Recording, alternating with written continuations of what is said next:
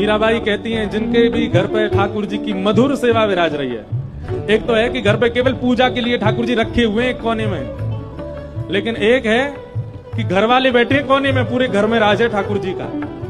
ऐसे घर देखे आपने? हमने अधिकतर घर कैसे देखे हैं? पूरे घर में घर वाले, ठाकुर जी बैठे कोने में, छोटी सी जगह अलमारी में बैठे हैं। पर कई घर कैसे हैं? घर वाले हैं कोने में, पूरे घर में राज है ठाकुर जी का। और हम और किसी की नहीं कह रहे, हमारे घर ही आके देखना आप, ठाकुर जी कैसे ठाट में विराजते हैं।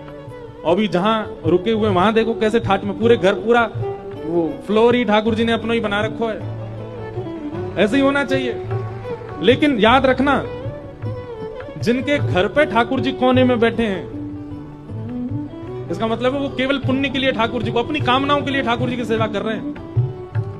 पर जहां घर वाले कोने में बैठे हैं, ठाकुर जी पूरे राजठाट से, भोजन किसकी प्रिय का बनेगा? ठाकुर जी को जो प्रिय लगे वो बनेगा। घर में क्या होगा? ठाकुर जी को जो प्रिय है वो होगा।